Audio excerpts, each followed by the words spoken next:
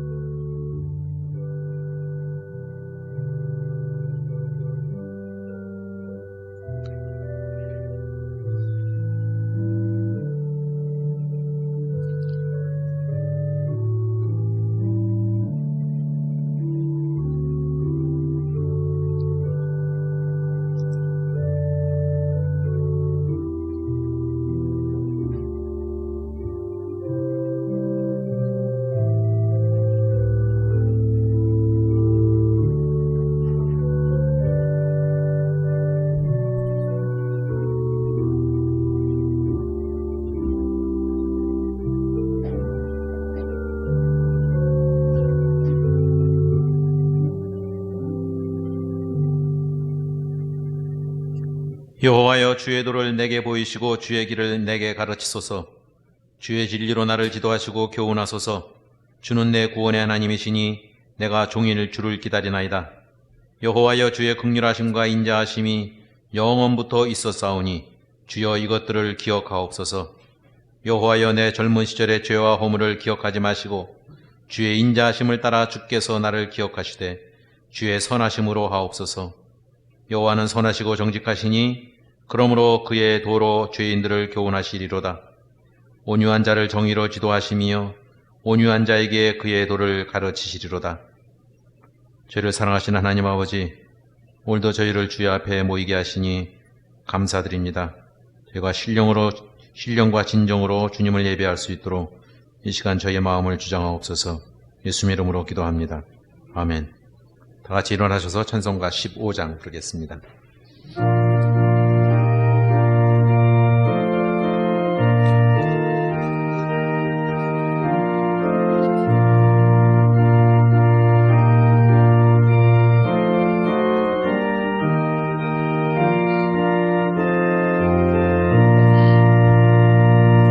하나님의 크신 사랑 하늘에서 내리사 우리 맘에 항상 계셔 온전하게 하소서.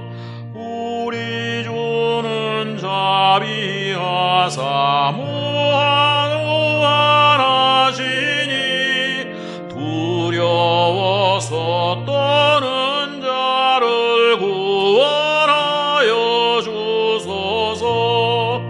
걱정 근심 많은 자를 성령 감화하시며 복과 은혜 사랑받아 평안하게 하소서. 처음과 끝이 되신 주님 항상 인도하셔서 마귀 유혹 받는 것을 속히 끊게 하소서. 전능하신 아버지여, 주의 능력 주시고 우리 맘에 임하셔서 떠나가지 마소서. 주께 영광 항상 돌려 천사처럼 섬기며 주의 사랑 영영토록 찬송하게 하소서.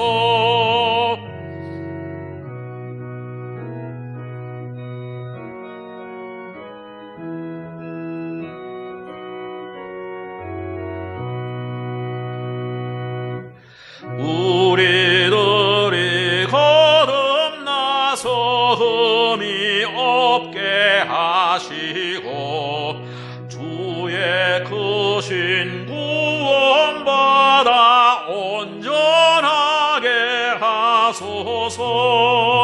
영광에서 영광으로 천국까지 이르러 그 신사랑 감격하여 경배하게 하소서.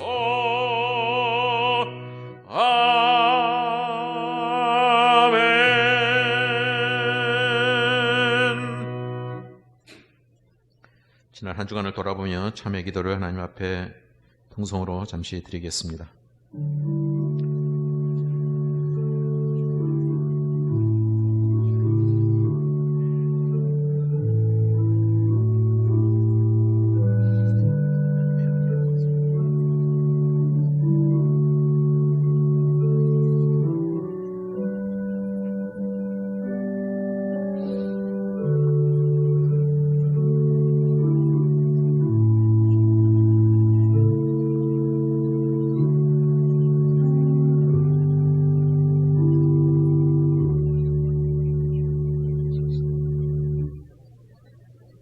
저희를 사랑하시는 하나님 아버지,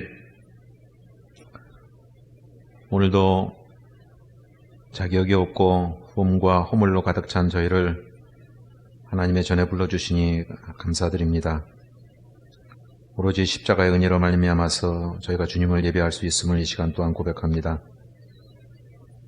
지난 한 주간 삶 가운데서도 때때로 주님을 망각하고 또 하나님의 말씀대로 살지 못한 것을 이 시간 회개하오니 아버지 하나님, 저희들이 남은 인생 동안에도 하나님의 말씀에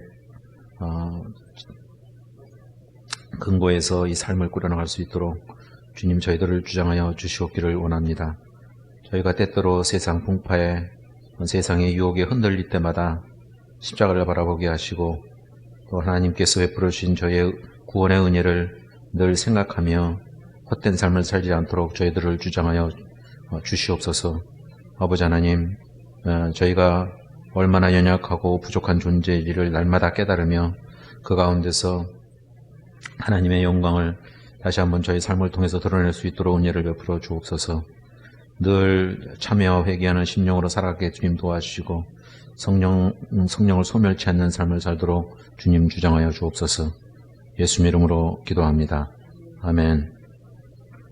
전능하사 천지를 만드신 하나님 아버지를 내가 믿사오며 그 외아들 우리 주 예수 그리스도를 믿사오니 이는 성령으로 잉태하사 동정녀 마리아에게 나시고 본디오 빌라도에게 고난을 받으사 십자가에 못 박혀 죽으시고 장사한 지 사흘 만에 죽은 자 가운데서 다시 살아나시며 하늘에 오르사 전능하신 하나님 우편에 앉아 계시다가 저리로서 산 자와 죽은 자를 심판하러 오시리라.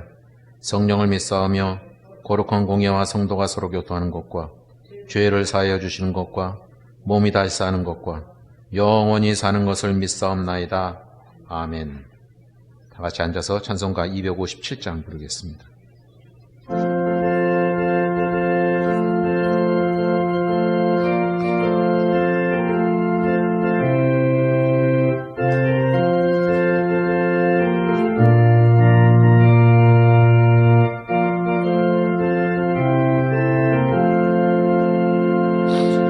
마음에 가득한 의심을 깨치고 지극히 화평한 마음으로 찬송을 부르는 어린 양 예수의 그 피로 속죄함 얻었네. 속죄함 속죄함 주 예수 내 죄를 속했네. 할렐루야 소리를 합하여 함께 찬송하세. 그 피로 속죄함 얻었네. 금이나 은같이 없어질 보배로 속죄함 받은 것 아니요.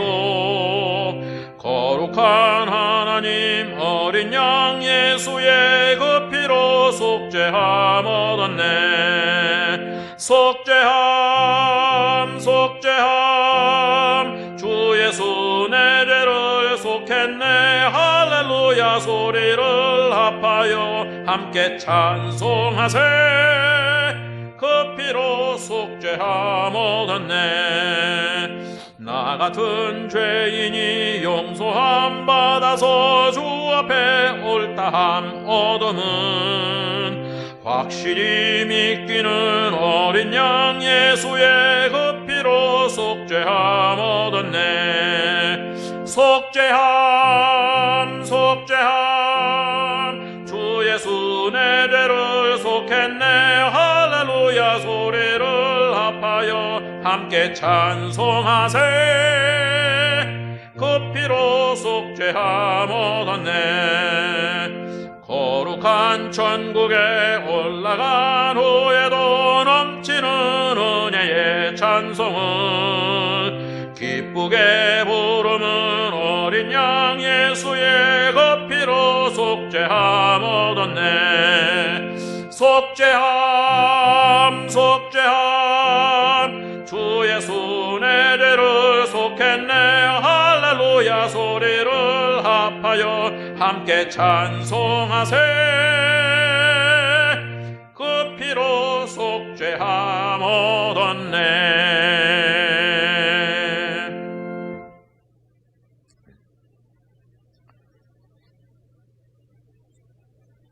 다 같이 기도하겠습니다.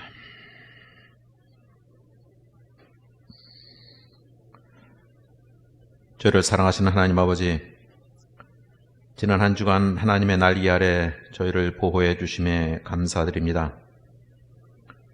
그럼에도 불구하고 저희는 코로나 바이러스로 인해서 근 1년간 어둠의 터널을 지나고 있습니다. 목숨을 잃는 사람도 있고 사업이 망하는 사람도 있고 마음과 몸이 피폐해지고 있습니다. 혹이나 한 곳에 모이지 못하는 까닭에 저희의 믿음이 뒷걸음질 치진 않을까 염려도 있습니다. 하나님 아버지, 저희가 이럴 때일수록 하나님의 뜻을 분명히 알고 하나님의 말씀을 잘 마음속에 새기며 살아갈 수 있도록 주님 도와주시옵소서. 어쩌면 알곡과 가라지가 구별될지도 모른다는 두려움도 있습니다. 하나님 아버지, 그런 가운데서도 성도 중에 병약한 자와 또한 근심과 염려 중에 있는 자들을 주님 치료하여 주시고 위로해 주시옵기를 원합니다. 한편 전 세계적으로 극단적으로 치닫고 있는 정치적인 상황과 또 온난화로 인해서 생기는 여러 가지 재난 등이 저희의 욕심과 이기심으로 생겼음을 이 시간 고백하오니 용서하여 주시옵기를 원합니다. 또한 지난 주간부터 시작되는 이 사순절 기간에 주님의 십자가를 다시 한번 상고하며 저희가 새로운 결단하기를 원하오니 주님 저희들의 마음을 주장하여 주시옵소서. 오늘도 예배의 주인이 되시는 하나님 아버지만을 바라보며 저희 삶 속에 있는 모든 잡념과 모든 염려를 내놓고 하나님만을 예배할 수 있도록 주님 복내려 주시옵소서. 예수님 이름으로 기도합니다. 아멘.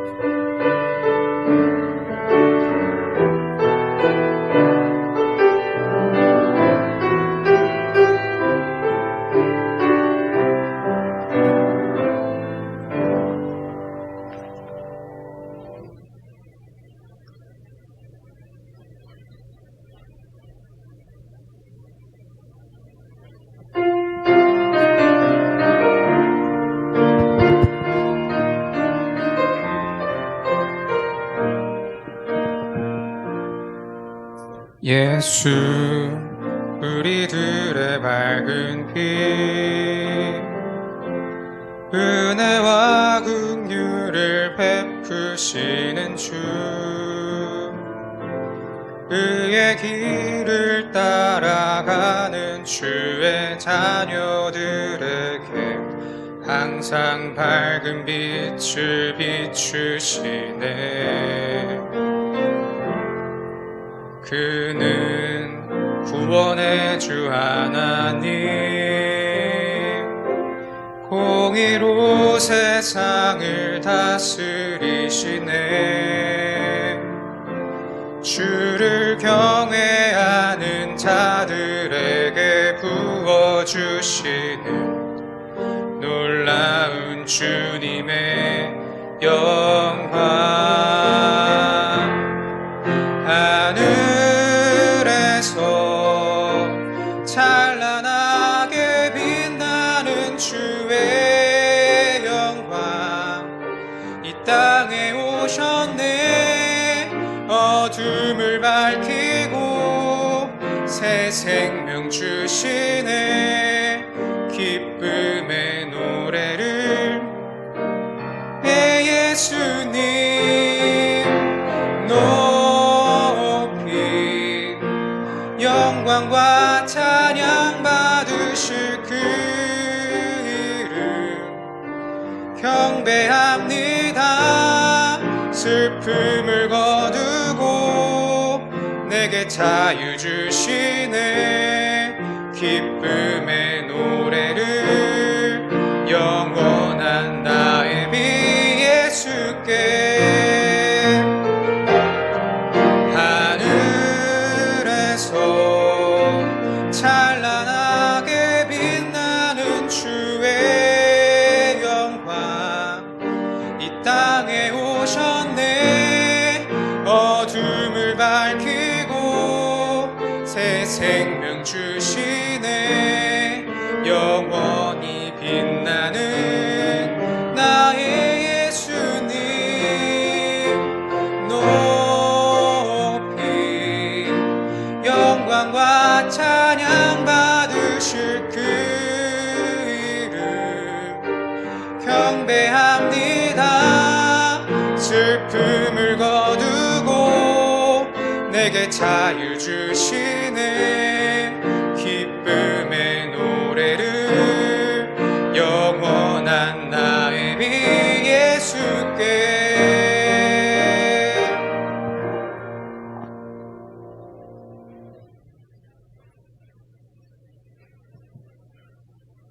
오늘 들으신 하나님의 말씀은 신약성경 마태복음 13장 10절부터 15절까지입니다. 마태복음 13장 10절부터 15절까지입니다.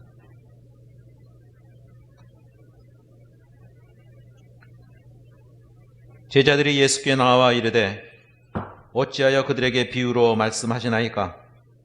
대답하여 이르시되 천국의 비밀을 아는 것이 너희에게는 허락되었으나 그들에게는 아니 되었나니 무릇 있는 자는 받아 넉넉하게 되되 없는 자는 그 있는 것도 빼앗기리라. 그러므로 내가 그들에게 비유로 말하는 것은 그들이 보아도 보지 못하며 들어도 듣지 못하며 깨닫지 못함이니라. 이사야의 예언이 그들에게 이루어졌으니 이르시되 너희가 듣기는 들어도 깨닫지 못할 것이요 보기는 보아도 알지 못하리라. 이 백성들의 마음이 완악하여져서 그 귀는 듣기에 둔하고 눈은 감았으니 이는 눈으로 보고 귀로 듣고 마음으로 깨달아 돌이켜 내게 고침을 받을까 두려워함이라 하였느니라. 아멘.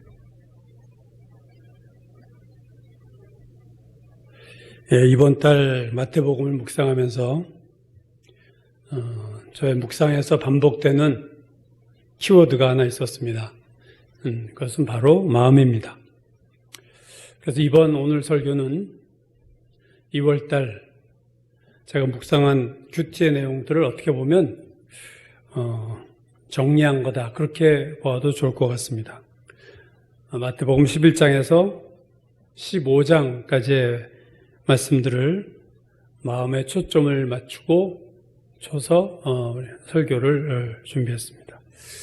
먼저 마태복음 11장을 보시면요, 마태복음 11장에서 예수님은 자신이 가장 기적을 많이 행하셨던 고을, 즉 고라신과 벳세다와 가버나움에 대해서 그들이 그 권능 행함을 보고도 회개하지 않음에 대해서 그들을 책망하셨습니다.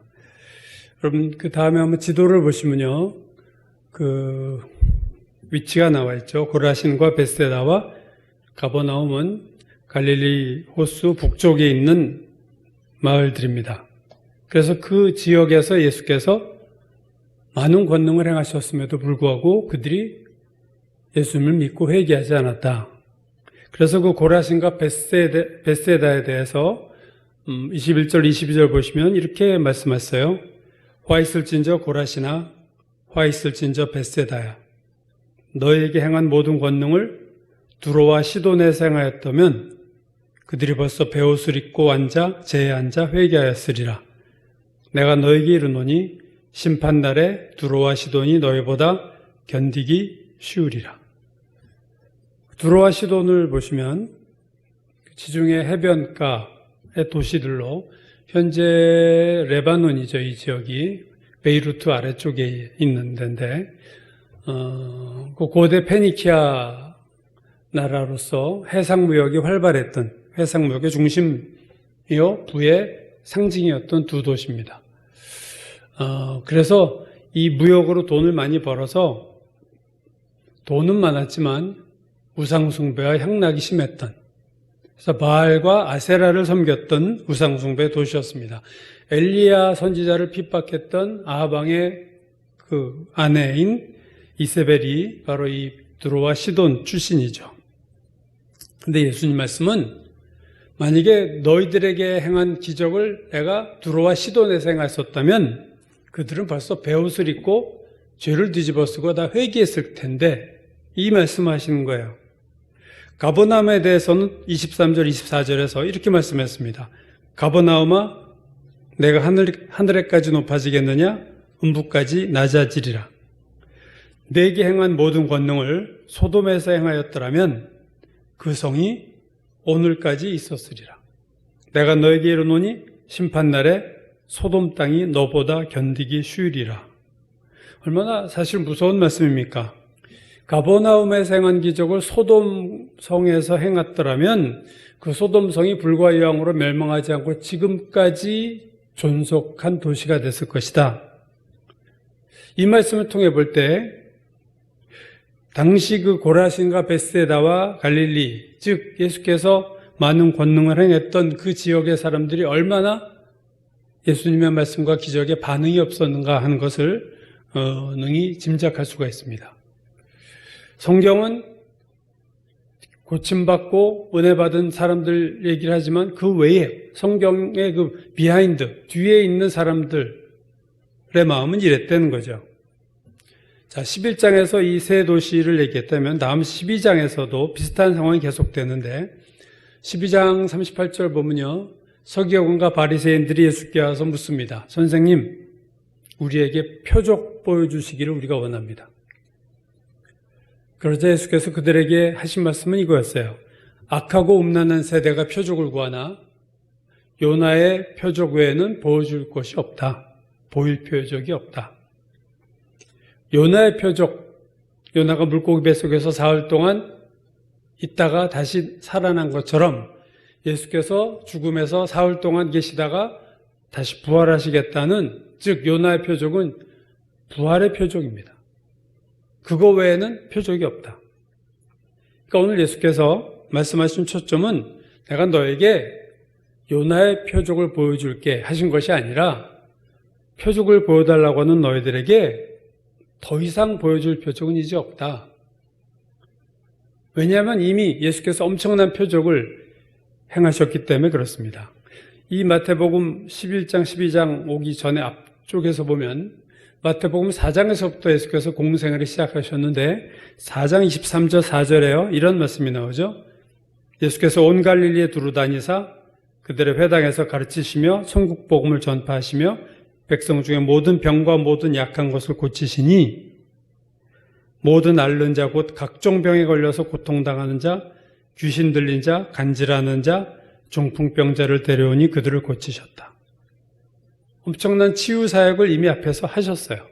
5장에서 7장은 산상수훈이고 8장으로 들어가면 다시 병을 고치셔서 나병 환자를 고치시고 백부장의 하인 중풍병자를 고치시고 베드로의 장모의 열병을 고치시고 풍랑을 잠지 않게 하시고 군대 귀신을 내어 쫓으셨습니다. 엄청난 기적들을 행하셨어요. 9장으로 들어오면 지붕에서 내린 중풍병자를 고치셨고 12해 동안 혈우병을 앓던 여인을 고치셨고 죽은 소녀를 일으키시고 두 맹인을 보게 하시고 귀신 들려 말 못하는 자를 고치십니다. 그래서 9장 35절 보면 예수께서 모든 도시와 마을에 두루 다니사 그들의 회당에서 가르치시며 천국 복음을 전파하시며 모든 병과 모든 약한 것을 고치시니라. 많은 기적들을 수도 없이 행하셨어요. 11장에서 세례요한이 감옥에 갇혀 있고 세례요한이 제자들을 보내서 묻죠. 오시리가 당신입니까? 라고 물었을 때 예수께서 자, 세례요한에게 가서 전해라 하신 말씀이 뭐냐면 맹인이 보며 못 걷는 사람이 걸으며 나병 환자가 깨끗함을 받으며 못 듣는 자가 들으며 죽은 자가 살아난다. 그런 얘기를 전해라. 이렇게 표적을 많이 행하셨는데 마태복음 12장에서 서기관과 바리새인들이 선생이며 표적을 보여주십시오. 새로운 표적을 보여주십시오. 예수께서 요나의 표적 외에는 보여줄 게 없다. 다 그동안 그걸로 충분하다 하시면서 구약에 나오는 두 가지 사건을 말씀하셨어요. 12장 41절 2절 보면 심판 때 니느웨 사람들이 일어나 2세대 사람을 정죄하리니 이는 그들이 요나의 전도를 듣고 회개하였음이거니와 요나보다 더 큰 이가 여기 있으며 심판 때 남방 여왕이 일어나 2세대 사람을 정죄하리니 이는 그가 솔로몬의 지혜로운 말을 들으려고 땅끝에서 왔음이거니와 솔로몬보다 더 큰 이가 여기 있느니라. 자, 구약 요나서에 나오는 그 아수르의 그 수도죠. 니느웨 사람들이 요나가 이 성에 심판을 내린다 하고 외치자 왕에서부터 온 백성과 심지어 짐승까지도 금식을 시키고 회개해서 니느웨가 구원을 받은 사건이에요. 또 남방 여왕은 그 에디오피아의 그 시바의 여왕이라고 알려진 그 시바의 여왕이 솔로몬을 만나기 위해서 많은 신하와 많은 군대를 이끌고 낙타와 코끼리에 보물을 잔뜩 싣고 적어도 3달 이상을 여행해서 솔로몬을 만나러 온 거죠. 예수님 말씀은 마지막 심판날에 니느웨 사람들과 시바의 여왕이 이 시대 사람들, 당시의 유대 사람들을 정죄하겠다는 거예요. 무엇라고 정죄하냐면은 우리가 요나의 말을 듣고도 이렇게 회개했는데 너희는 예수님의 말씀을 듣고도 회개를 안 해? 이렇게 정죄를 그러는 거죠. 시바의 왕은 내가 솔로몬의 지혜로운 말을 들으려고 머나먼 길을 엄청난 상아와 향품과 금은을 싣고 먼 길을 찾아와서 그 지혜로운 말을 들었는데 너희는 예수님이 직접 너희한테 오셔서 이 더 솔로몬의 지혜와 비교할 수 없는 지혜로운 말씀을 하시는데도 너희가 듣지 않아? 너희들이 죄인이야. 이렇게 얘기할 거라는 거예요. 그러니까 11장에서는 고라신과 베스다와 가버나움이 흠하는 기적을 보고도 회개하지 않았고 12장에서는 악하고 음란한 세대라고 예수께서 그 세대를 부르시면서 너희들이 또 새로운 표적을 구하고 표적을 봐도 믿지 않는 너희들 마지막 심판날에 니느웨 사람과 남방여왕 시바의 왕이 너희에게 너희를 정죄할 거다 이렇게 말씀하신 거예요. 근데 참 이 마태복음 12장에서 의미 있는 것은 이 표적 보여달라는 그들에게 이 악하고 음란한 세대야 하면서 얘기하신 바로 다음에 하신 말씀이 참 이 본문과 참 특이한 내용을 말씀하셨어요. 12장 43절에서 45절까지인데 이 얘기를 하셨습니다. 더러운 귀신이 사람에게서 나갔을 때에 물 없는 곳으로 다니며 쉬기를 구하되 쉴 곳을 얻지 못하고 이에 이르되 내가 나온 내 집으로 돌아가리라 하고 와보니 그 집이 비고 청소되고 수리되었거늘 이에 가서 저보다 더 악한 귀신 7을 데리고 들어가서 고하니 그 사람의 나중 형편이 전보다 더욱 심하게 되니라. 이 악한 세대가 또한 이렇게 되리라. 이 귀신 들린 사람 얘기는 귀신 들린 사람이 그 귀신 들린 사람에게서 나갔습니다. 왜 나갔는지 모르겠지만 하여튼 나가서 좀 어디 가서 쉴까 하고 그 집을 찾아 돌아다녔는데 여기서 집은 이제 사람을 뜻하죠.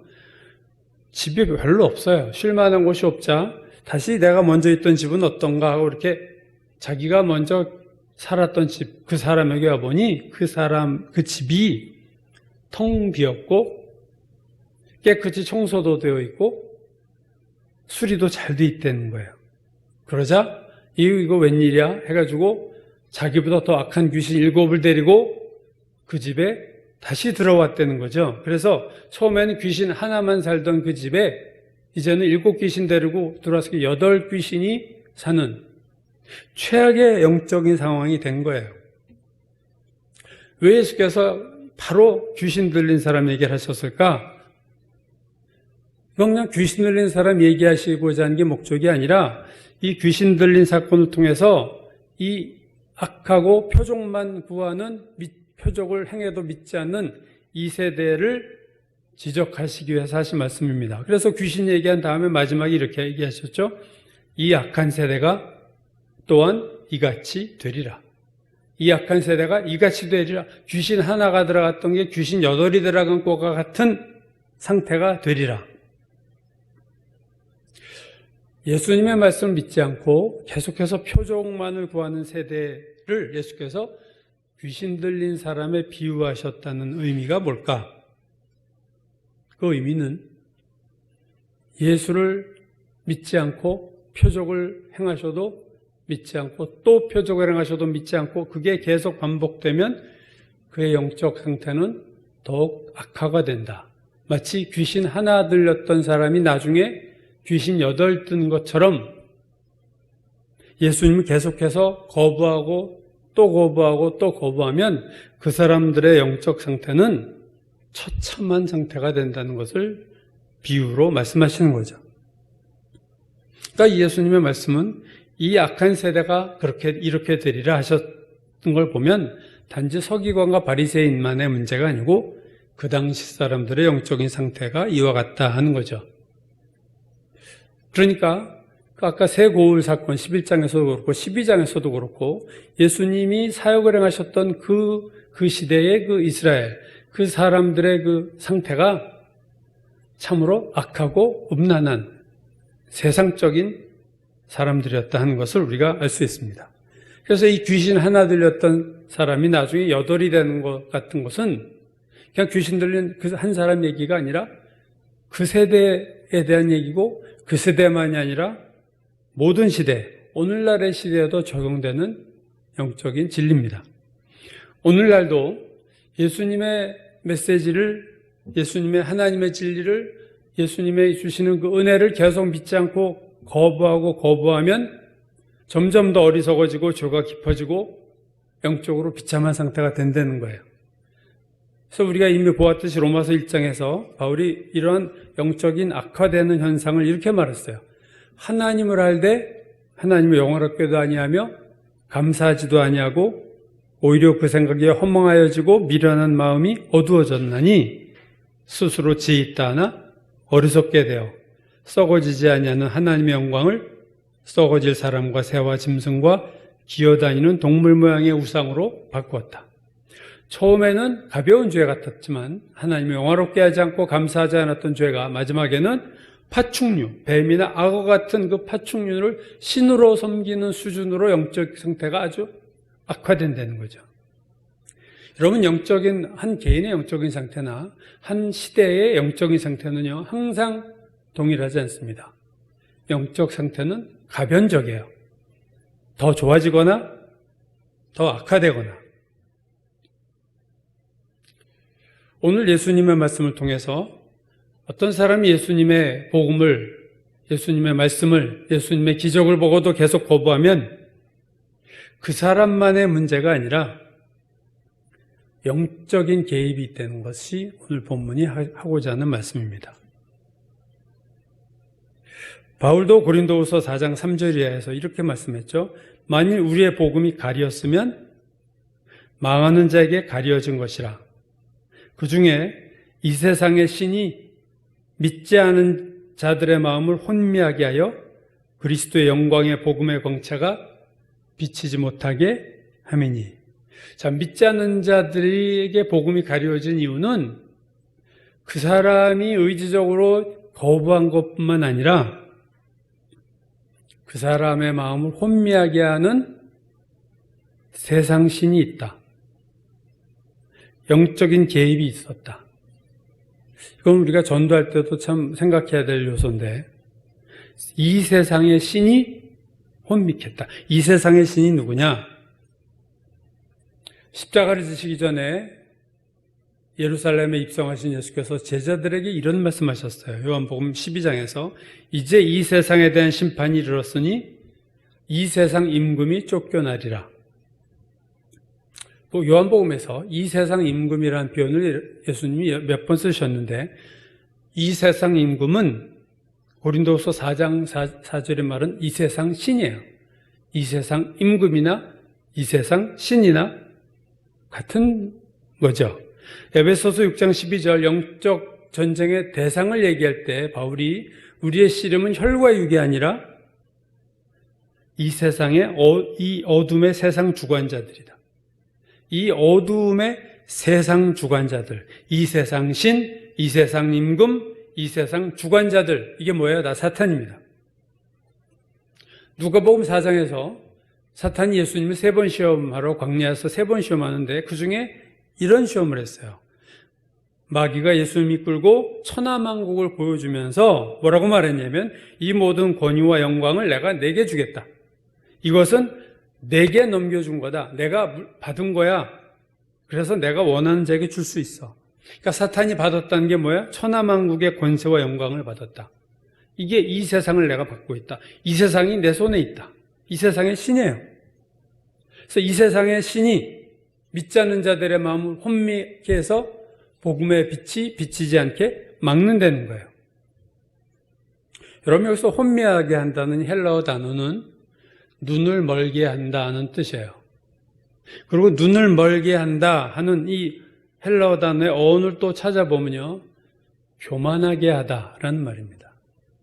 그러니까 복음을 들을 때 사탄이 무슨 역사를 하냐? 그 복음 듣는 사람의 마음을 교만하게 하는 거예요. 에이, 저 예수 얘기 뭐. 그래서 복음에 대해서 눈을 멀게 한다는 거죠. 아까 마태복음 11장에서 예수께서 고라신과 벳세다와 가버나움에 대해서 그들이 어느 마을보다 예수께서 많은 기적을 행하셨음에도 믿지 않은 그들에 대해서 이렇게 얘기하셨어요.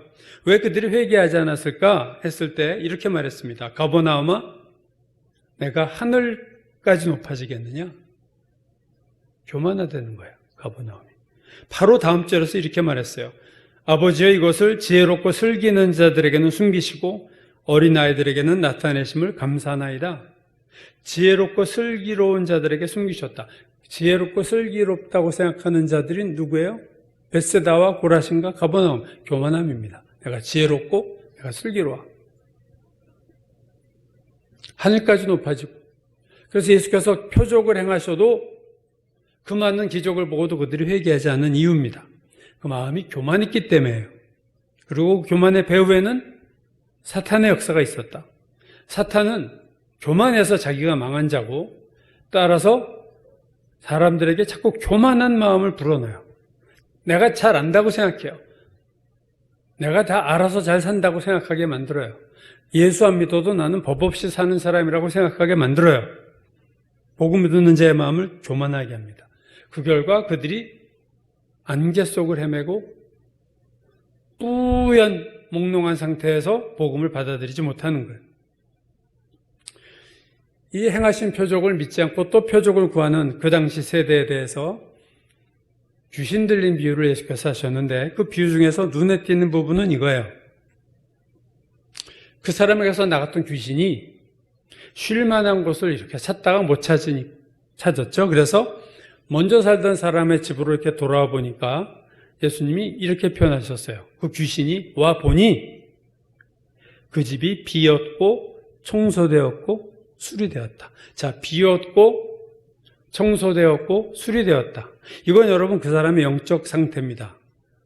3가지죠. 비어 있었고 깨끗이 청소되었고 수리되어 있었다. 누가 보기에요? 귀신이 와 보니, 귀신이 보기에 집이 비었고, 귀신이 보기에 깨끗이 청소되어 있고, 귀신이 볼 때 잘 정돈되어 있었어요. 수리되어 있었어요. 여러분, 이 수리되어 있다는 이 헬라어가 신약성경 같은 헬라어가 신약성경 다른 곳에서는요, 번역이 우리말로 이렇게 됐습니다.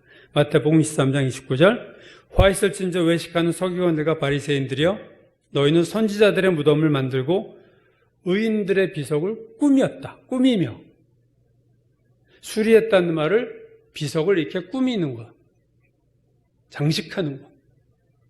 디모데전서 2장 19절에서 바울은 이렇게 얘기했어요. 이와 같이 여자들도 단정하게 옷을 입으며 소박함과 정절을로써 자기를 단장한다. 따옴머리나 금이나 진주나 값진 옷으로 하지 말아라. 너희를 단장할 때 그 단장한다. 요한계시록 21장 5절에서 새 예루살렘 성을 이렇게 얘기했어요. 하늘에서 내려오는데 그 준비한 것이 신부가 남편을 위하여 단장한 것 같더라. 이 단어도 오늘 본문에 수리했다는 단어와 같은 말입니다. 그게 무슨 말이에요? 그 집이 수리되었다는 것은 그 사람이 수리되어 있었다는 것은 귀신이 볼 때 너무 이쁜 거예요. 너무 단장이 잘 돼 있어요. 인테리어가 너무 잘 돼 있는 거예요. 귀신이 볼 때. 여기서 살아야겠다 하고 들어왔다는 거죠. 여러분이 귀신이 보기에가 참 주목할 거예요. 주목할 만한 단어입니다. 이것의 반대는 뭐예요? 하나님 보시기에. 하나님 보시기에는 어떨까요? 귀신이 보기에는 비어있지만 하나님 보시기에는 들어갈 데가 없어요. 더러운 곳이 꽉 차 있어요. 깨끗이 청소된 게 아니라 더럽기가 그지없어요. 하나님 보실 때. 귀신이 볼 때는 단장되어 있고 예쁘게 인테리어되어 있지만 하나님 보실 때는 흉악이 짝이 없는 모습입니다. 마치 전셋집을 우리가 구하러 갔는데 그 집이 아무도 계약을 안 했어요. 비어있어요. 그리고 너무 깨끗하고 너무 수리가 잘 돼 있어요. 인테리어 너무 잘 돼 있어요. 그런 집 보면 당장 살고 싶죠. 이 집 계약해야겠다 하는 것처럼 귀신이 이 사람한테 와보니까 그 지경이 된 거예요. 귀신이 쉬기에 너무 좋고 나 이 집에서 살고 싶어. 어둠의 영으로 볼 때 너무 괜찮은 집이야. 귀신이 보기에 좋은 거는 하나님 보시기에 나쁜 거죠. 이게 서로 반대입니다. 여러분, 이 집이 뭐예요? 사람입니다. 더 정확하게 말하면 사람의 마음이에요. 그 사람의 마음이 귀신이 볼 때 비어 있었고 깨끗이 청소되어 있었고 인테리어 수리가 잘 돼 있었어요. 여러분, 결국 복음을 받아들이냐 마냐의 문제는 마음의 어떠함에 의해서 결정됩니다. 사탄이 혼미하게 하는 것도 마음이고 귀신이 들어가는 것도 마음이에요. 마음의 중요성입니다. 여러분, 귀신이 아무 마음이나 막 들어갈 수 없죠. 예수가 없는 마음, 빈 마음, 더러운 마음, 교만한 마음, 이러한 마음은 귀신이 들어가고 싶은 마음이에요. 거하고 싶은 마음이에요.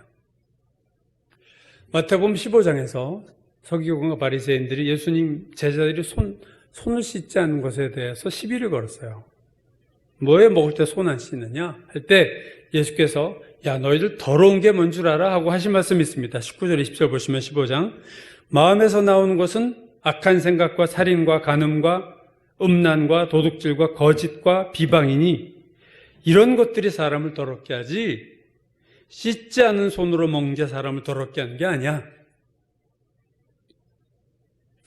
이러한 더러운 마음이 귀신이 볼 때는 악한 생각을 하고 음란하고 거짓말하고 비방하는 그 마음은 귀신이 볼 때는 깨끗이 청소된 마음입니다, 여러분. 잘 수리되고 인테리어 된 마음이에요. 그 마음은 귀신이 딱 좋아하는 마음입니다. 자, 오늘 본문을 마태복음 13장에 씨 뿌리는 비유 내용으로 잡았는데요. 해변가에 있는 무리들에게 예수께서 이 씨 뿌리는 비유를 말씀하셨어요. 그러자 제자들이 예수께 와서 묻죠. 왜 그들에게 그냥 쉽게 말씀하시지 왜 비유로 말씀하셨습니까? 그러자 예수께서 마태복음 13장 13절에서 이렇게 대답하셨어요. 내가 그들에게 비유로 말하는 것은 그들이 보아도 보지 못하고 들어도 듣지 못하며 깨닫지 못하기 때문이다.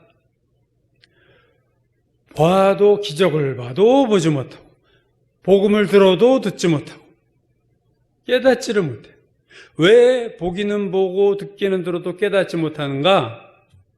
그 대답이 15절입니다. 이 백성들의 마음이 완악하여져서 그 귀는 듣기에 둔하고 눈은 감았으니 이는 눈으로 보고 귀로 듣고 마음으로 깨달아 돌이켜 내게 고침을 받을까 두려워함이라. 이 15절을 공동번역이 이렇게 번역했어요. 이 백성이 마음의 문을 닫고 귀를 막고 눈을 감은 탓이니 그렇지만 않았다면 그들이 눈으로 보고 귀로 듣고 마음으로 깨달아 돌아서서 마침내 나한테 온전하게 고침을 받았으리라. 현대인의 성경입니다. 이 백성이 마음이 둔해졌고 귀는 먹었으면 눈까지 멀었다. 그렇지 않으면 그들이 눈으로 보고 귀로 듣고 마음으로 깨달아 돌아와서 내게 고침을 받았을지도 모른다. 본질적인 신앙의 문제는 마음입니다, 여러분. 영적인 눈과 귀가 어두워졌다는 얘기는 마음이 완악한 거예요. 마음이 아주 굳어지고 두껍고 그래서 복음이 그 속을 뚫고 들어갈 수 없는 딱딱하고 두꺼운 상태로 된 그 마음, 그 마음의 문제입니다. 씨 뿌리는 비유는 우리가 잘 알듯이 4가지 종류의 밭을 말하고 있어요. 길가와 돌밭과 가시떨기와 좋은 땅. 이 4종류의 밭은 4종류의 사람을 말하고 4종류의 마음을 말하는 거예요. 마음밭입니다. 마음이 어떠하냐가 이렇게 중요한 거예요. 씨가 아니라 마음의 어떠함에 의해서 열매가 맺기도 하고 맺히지도 않는다. 이게 오늘 씨 뿌리는 비유의 본문 아닙니까? 씨는 하나님의 말씀이고요. 씨는 온전합니다. 문제는 마음밭이에요. 마음이 어떠하냐가 신앙의 열매를 맺는데 결정적이에요. 여러분 길가를 보세요. 아무나 천국 말씀을 듣고 깨닫지 못할 때는 악한 자가 와서 그 마음에 뿌려진 것을 빼앗나니 이는 곧 길가에 뿌려진 자요.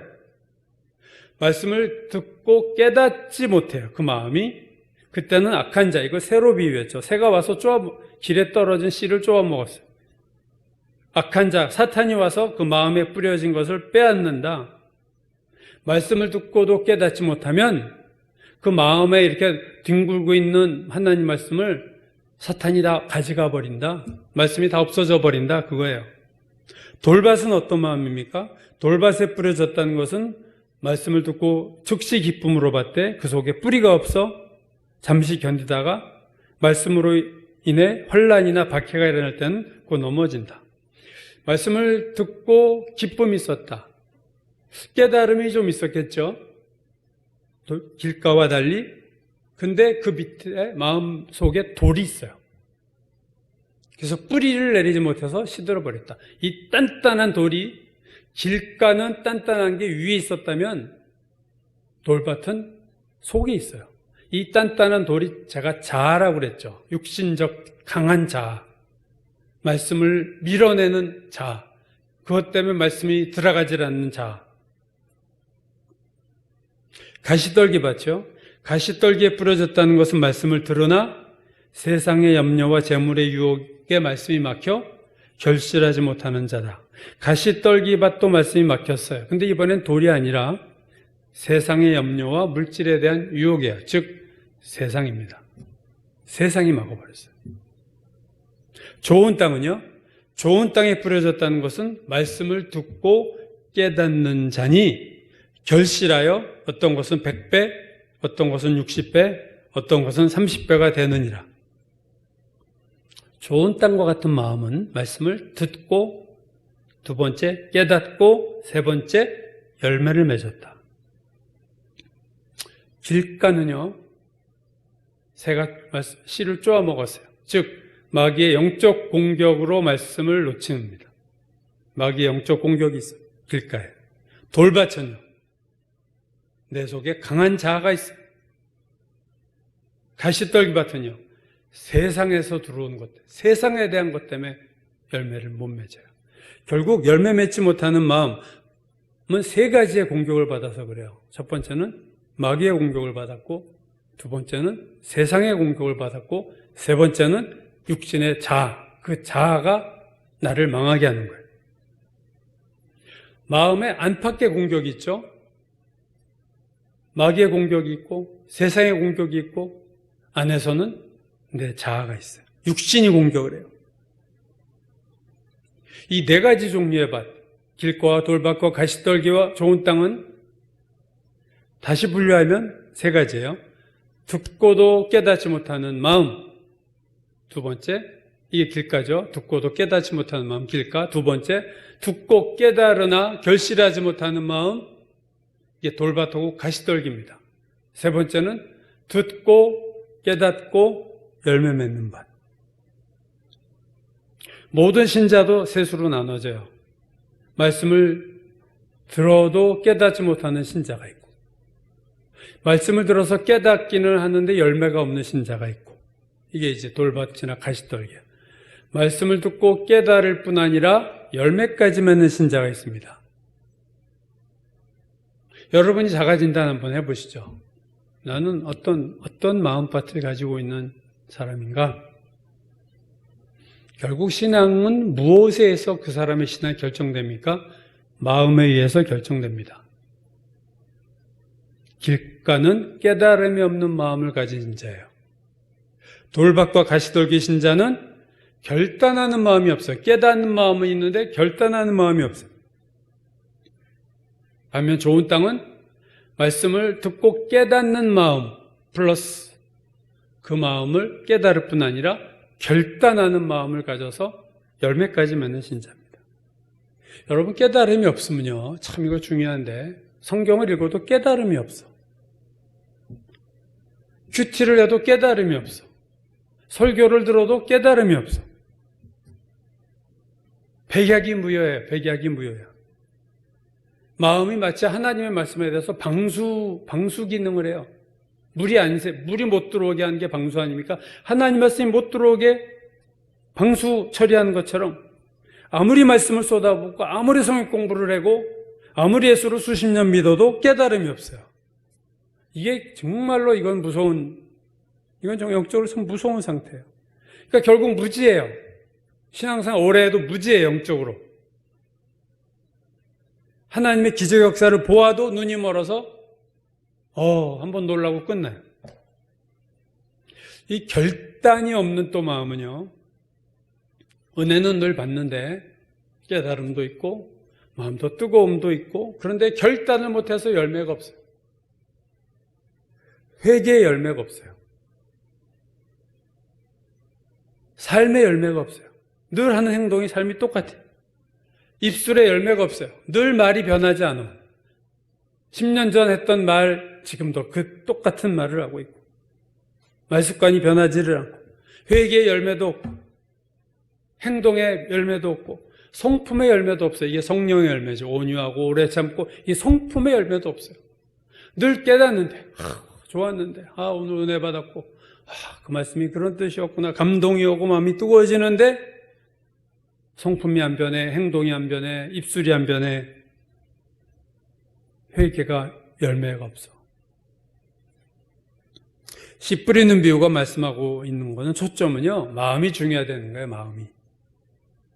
신앙생활에서 마음의 중요성은 아무리 강조해도 지나치지 않습니다. 신앙의 승부는 여러분 행위에서 결정되는 게 아니라 이미 마음에서 결정돼 버린 거예요. 예수께서 마음에 있는 것을 너희가 입으로 말한다, 그렇게 말씀하지 않았습니까? 마음에서 이미 싸움은 끝났어요. 마음은 치열한 영적 전쟁터입니다. 여기서 지면 끝난 거예요. 바깥에 외적으로는 안 그런 척 할 수 있어요. 외식할 수 있어요. 신앙 좋은 척, 속에 나쁜 생각 안 하는 척, 웃고. 그러나 그 마음은 이미 무너졌어요. 그러므로 여러분 항상 우리의 마음을 주목해야 됩니다. 내 마음을 살펴야 돼요. 내 마음이 지금 어떤가? 내 마음에 깨달음이 있는가? 내가 말씀만 듣기만 하고 내가 이 마음이 결단하지 않는가? 결단하지 않고 미무적되지 않는가? 내 마음이 하나님이 거할 만큼 깨끗한 마음인가? 내 마음이 더러워서 귀신이 좋아하는 마음이 아닐까? 여러분 마음을 놓고 기도하셔야 돼요. 마음에 항상 주목하셔야 돼요. 마음에서 승리하는 법을 배우셔야 됩니다. 마음에서 밀리면, 행동에서 밀리지 않았어도 마음에서 밀리면 곧 행동에서도 밀리게 돼 있어요. 깨닫는 마음 되게 해달라고 기도하셔야 됩니다. 결단하는 마음 되게 해달라고 기도하셔야 됩니다. 에베소 교회 교인들 위한 바울의 유명한 중보기도죠. 지혜와 계시의 영을 주사 너희로 하나님을 알게 하시고 너희 마음의 눈을 밝히사. 이 마음의 문제예요. 지혜와 계시의 영, 마음의 눈을 밝히고 그래서 부르심의 소망이 뭔지 알게 해달라는 거예요, 알게. 우리가 마음의 깨달음을 위해서 지혜와 계시형을 구해야 돼요. 마음의 눈을 밝혀주시기를 구해야 돼요. 다른 거 할 때는 말똥하다가 꼭 설교 때 멍해지는 사람이 있어요. 설교 때 집중 못하는 사람이 있어요. 여러분, 이게 영적인 역사입니다. 마귀의 방해입니다. 마태복음 5장 산상수훈 중에서 마태복음 5장에 유명한 팔복이 나오죠. 8개의 복 중에서 여러분 마음에 관련된 복이 6개입니다. 화평케 하는 자는 복이 있나니 화평케 하는 자, 의를 위하여 박해를 받는 자, 이거는 행동이에요, 행동. 사람과 사람을 피스메이커, 화평하게 만드는 행동. 의를 위해서 박해를 받는 그 사람, 복이 있다. 나머지 6개는 이 2개를 빼고 전부 마음이에요. 심령이 가난한 자는 복이 있나니, 이건 영이지만, 애통하는 자, 마음이 애통하는 거죠. 온유한 자는 복이 있나니, 마음입니다.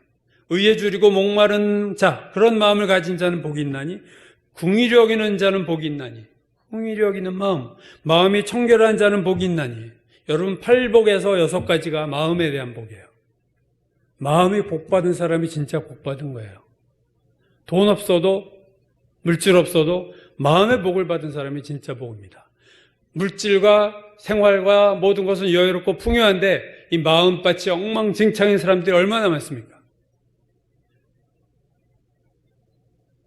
마음을 바꾸셔야 돼요. 마음을 신앙의 승부처로 삼으셔야 됩니다. 하나님은 마음을 통해서 여러분에게 복을 주세요. 하나님을 마음의 중심을 보세요. 축복도 마음으로 받고 신앙의 성장도 마음으로 되는 거예요. 그래서 우리가 신앙의 초점을, 포커스를 어디다 맞추느냐? 마음입니다. 하나님이 가장 예수께서 복이 있다고 말한 8복, 8가지 복 중에서 6가지가 마음이 복이 있는 사람이에요. 온유한 마음, 불쌍히 여기는 마음, 깨끗한 마음, 애통하는 마음, 온유한 마음, 영이 가난하고 의에 줄이고 목마른 마음, 주님의 일 하고 싶은 마음, 이런 마음 가진 자가 복이 있어요. 여러분, 교회 그냥 왔다 갔다 하고 오래 다니고 직분 올라가고 그거 중요한 게 아니고 말씀을 깨달아야 돼요. 깨닫는 마음, 결단하는 마음.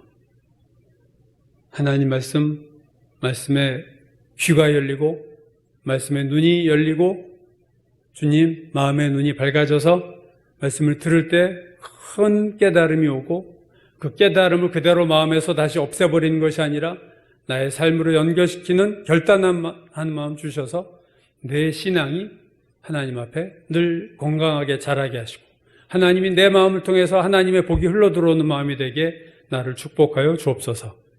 우리가 해야 되는 기도인 줄로 믿습니다. 기도하겠습니다. 아버지 하나님, 마음밭을 마귀도 살펴보고 있고 주님도 살펴보고 있고 우리도 살펴봐야 되는 줄로 믿습니다. 오늘 내 마음이 어떠한가? 내 마음을 내가 잘 아는데 하나님, 내가 내 마음을 잘 주목하고 관찰하고 관리하고 그래서 하나님 더러운 마음, 악한 마음, 시기질투한 마음 다 버리게 하시고 하나님 복 주시는 마음으로 온유한 마음, 남을 불쌍히 여기는 마음, 겸손한 마음, 깨끗한 마음, 하나님이 기뻐하시는 마음 주셔서 마음의 복을 받게 하시고 마음의 복을 통해서 하나님께 사랑을 받고 축복을 받는 저희 모두가 다 되도록 축복하여 주옵소서. 예수님의 이름 받들어 기도드렸습니다. 아멘. 찬송가 286장 부르겠습니다.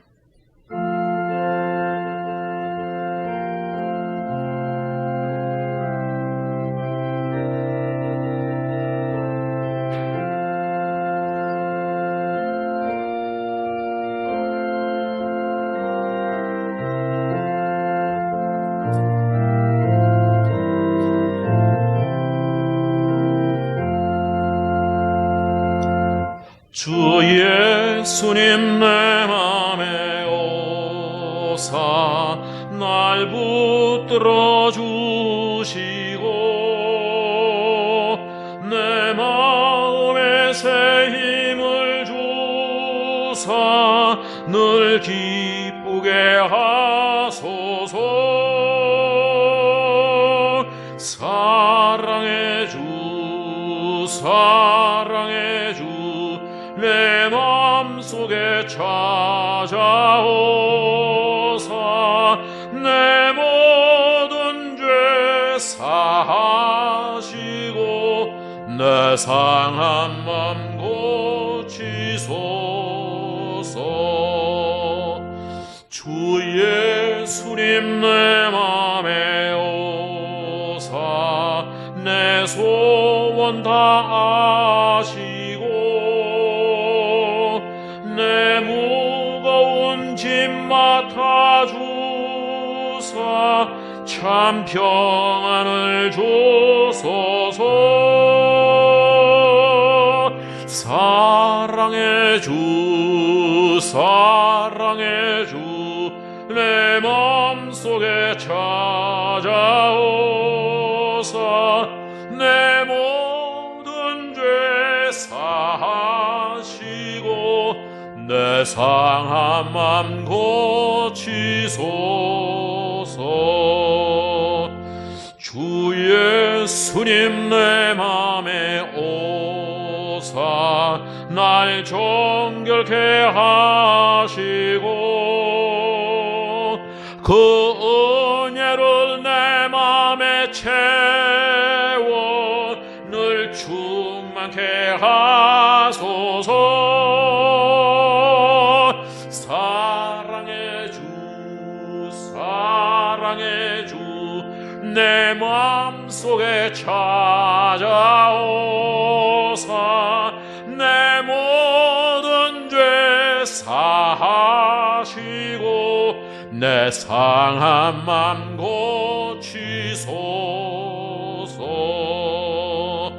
주 예수님 내 맘에 오사 내 길 인도하시고 주 성령을 내 맘에 채워 늘 충만케 하소서. 사랑의 주 사랑의 주 내 맘속에 찾아오사 내 모든 죄 사하시고 내 상한 맘 고치소서.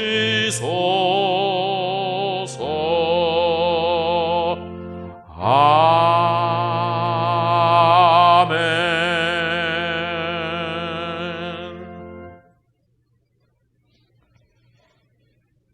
저희를 사랑하시는 하나님 아버지, 오늘도 하나님의 말씀을 듣게 하시니 감사합니다. 한 귀로 듣고 한 귀로 흘려보내는 것이 아니라 저희의 마음판에 새길 수 있도록 은혜를 베풀어 주시고, 또한 주님을 생각할 때마다 저희 마음속에 감사가 있도록 하나님 도와주시옵소서. 무엇을 받아서가 아니고 또 무엇을 누릴 수 있어서가 아니고 그저 하나님의 자녀가 된 것만으로도 감사할 수 있는 저희의 심령이 될 수 있도록 복내려 주시옵기를 원합니다.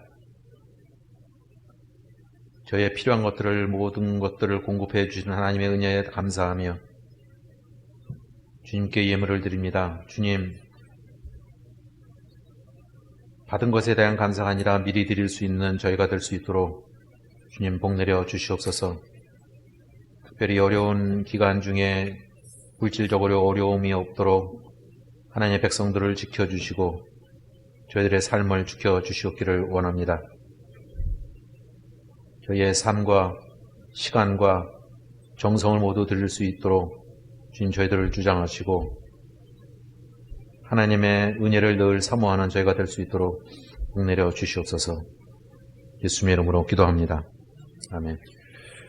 네, 교회 소식 몇 가지 전하겠습니다. 이제 저속수 기준 20%까지 모일 수 있는데 이번 주 좀 코로나 확진되는 상황을 좀 보고요. 다음 주에는 특별히 그렇게 확진자가 더 늘거나 하지 않으면 다음 주는 모이는 예배로 모이려고 합니다. 여러분도 기도해 주시기 바라겠습니다.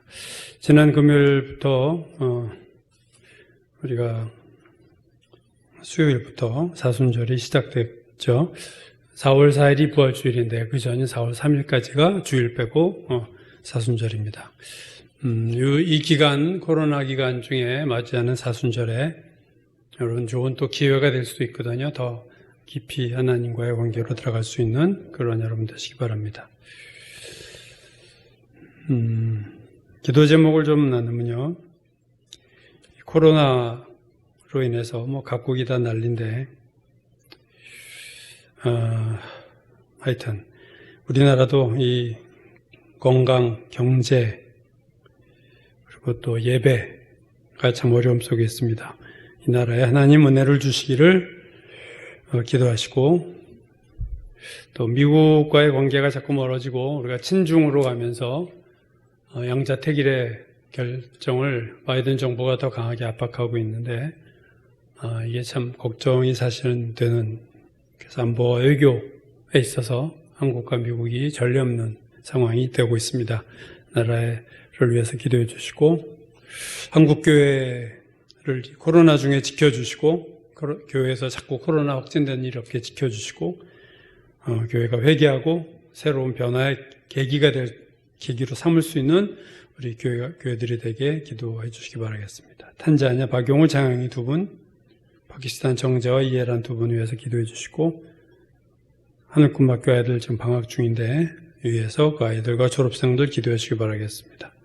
오늘 김조자 원사님 가정 기도할 차례이죠. 정의정 집사님 위해서, 또 정민이 위해서, 또 우리 세 분을 위해서 기도해 주시고, 강윤희 하늘꿈학교 선생 3달까지 지켜볼 텐데 후유증, 합병증 없도록 기도해 주시고, 형봉군 군생활 위해서 기도해 주시고, 우리 통성으로 잠깐 기도하겠습니다.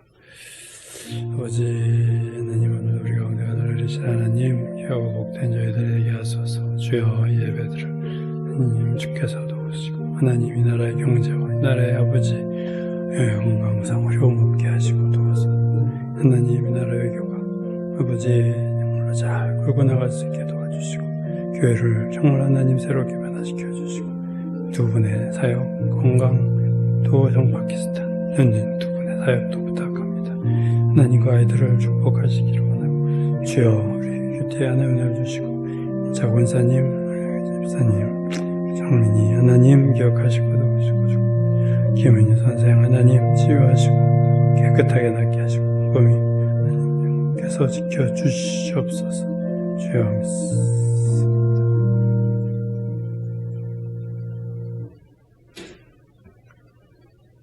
다 같이 일어나셔서 찬송가 454장 부르시고 축도함으로 예배를 마치겠습니다.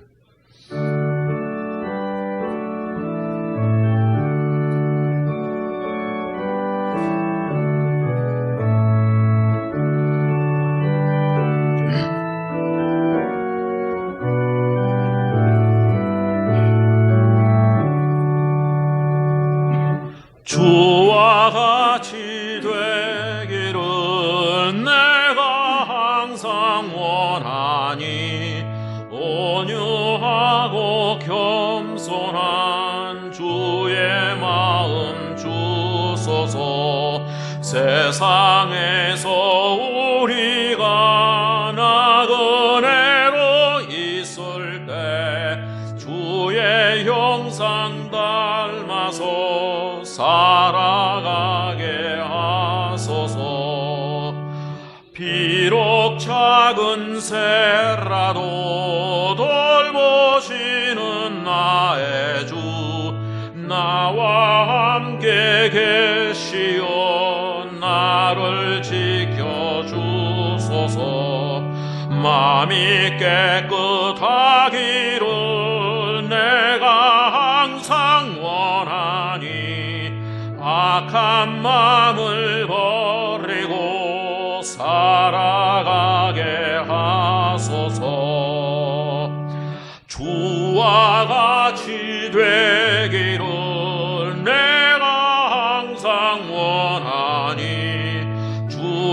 주님 뜻을 따라서 살아가게 하소서. 주 은혜로 거둔 나 말씀 위에 굳게 서 영원 무궁하도록 주와 함께 살리라. 아멘.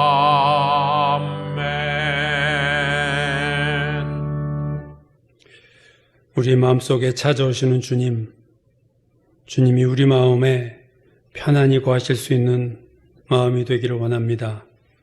정말로 주님이 오실 길을 예비하고 내 마음에 주님이 오실 시온의 대로를 활짝 열게 도와주셔서 주님이 내 안에 거하고 내 안에서 하나님 주님의 마음으로 우리 마음이 변하여 주님의 마음과 내 마음이 같은 주파수를 가지고 동조현상을 일으키고 깊은 교제할 수 있는 축복을 누리게 되기를 간절히 바라오고 주여 원합니다. 하나님, 악한 마음, 교만한 마음, 높아진 마음, 하나님 좌절된 마음 다 버리고 평평한 마음이 되어서 주님이 내 마음에 오셔서 그 아무도 알지 못하는 주님과의 깊은 교제를 누리는 복된 신앙의 차원으로 들어가도록 인도하여 주시옵소서. 어둠이 좋아하는 마음 다 버리고 회개를 철저하게 함으로 말미암아 마음 관리를 잘하는 모든 성도들 다 되게 축복하여 주옵소서. 이제는 우리 구주 예수 그리스도의 놀라우신 은혜와 아버지 하나님의 크고 크신 사랑과 성령의 교제와 교통하심이 이 예배를 드리고 하나님 우리의 마음밭을 돌보고 우리의 마음이 정말 하나님 깨닫는 마음, 깨끗한 마음, 결단하는 마음, 아름다운 마음이 되기를 원하는, 그래서 주님의 마음을 닮아가는 마음이 되기를 원하는 모든 성도들 마음마다 지금부터 영원까지 함께 하시기를 간절히 축원하옵나이다. 아멘.